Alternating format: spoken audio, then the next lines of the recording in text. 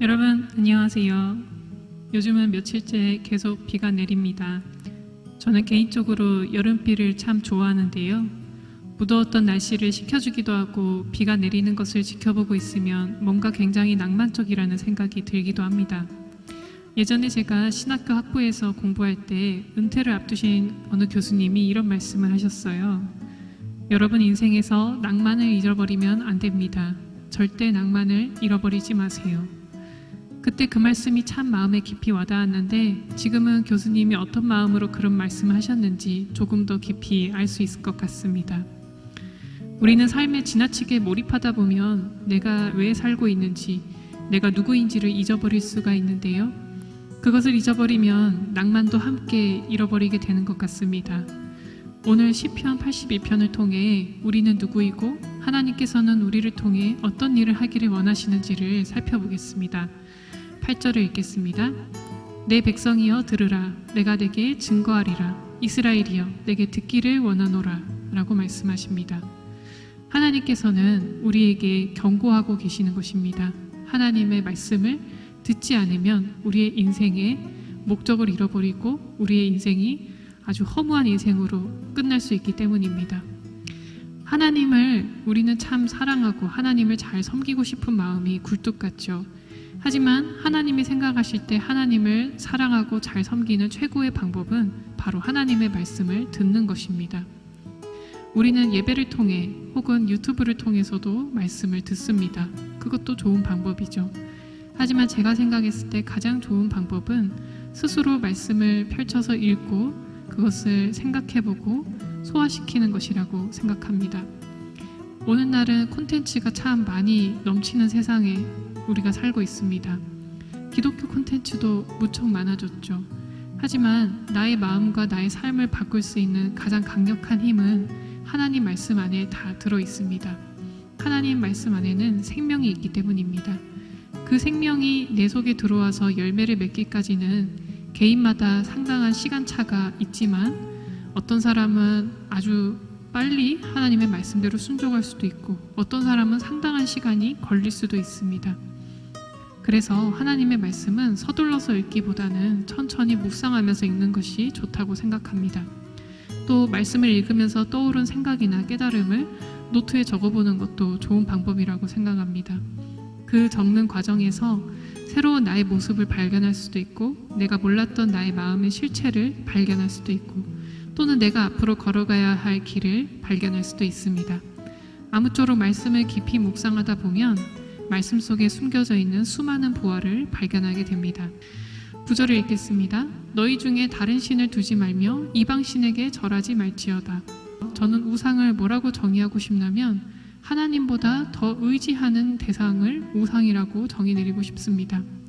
이스라엘 백성은 한반도 역사와 비슷한 환경을 가지고 있는데요. 늘 외세의 침략을 받으며 전쟁의 고통을 겪어야 했습니다.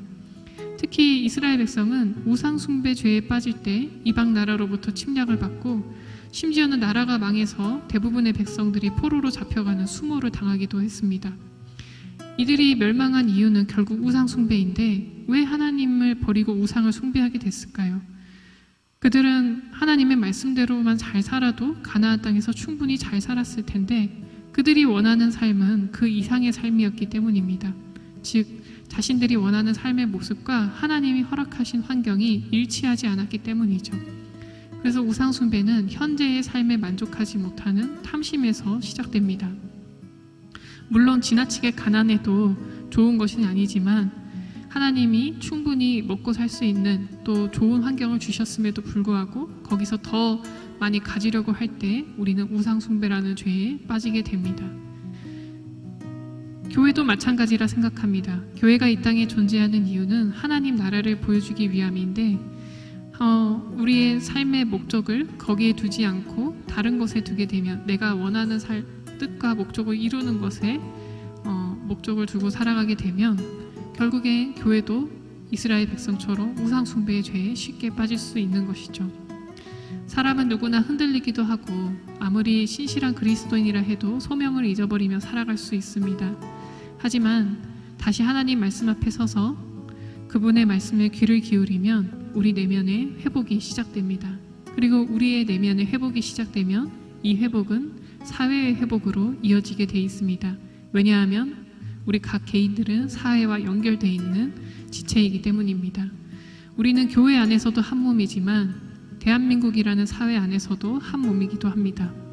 나 한 사람이 음주운전해갖고 운전하고 다니면 반드시 혹은 아주 높은 가능성으로 다른 사람을 치거나 죽음에 이르게 하는 사고로 이어지게 할 수 있는 것처럼 우리 각 사람의 삶의 모습은 다른 타인의 삶과도 항상 연결이 되어 있습니다.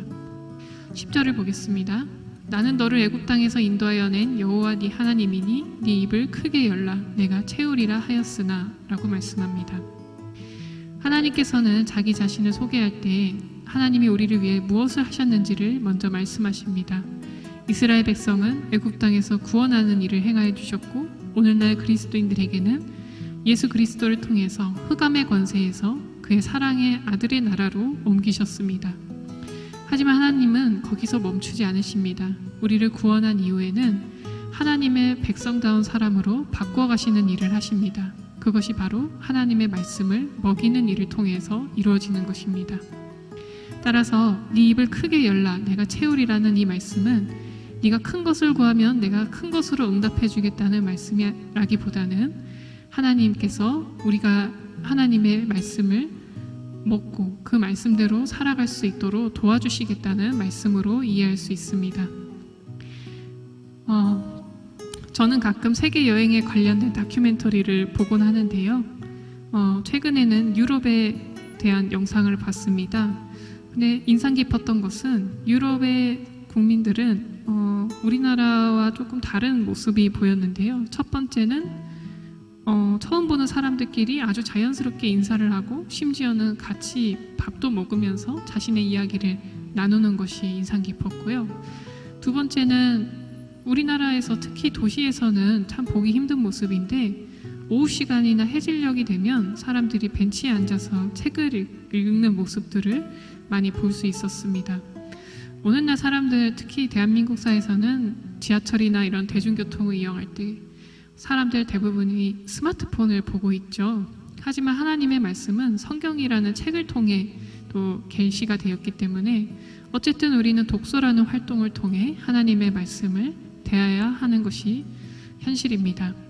하지만 우리는 스마트폰을 통해 콘텐츠를 보는 것에 너무 익숙해진 나머지 책과는 거리가 많이 멀어진 것 같습니다. 그러나 사람이 책을 많이 읽거나 성경책을 많이 읽으면 전두엽이 발달된다고 합니다.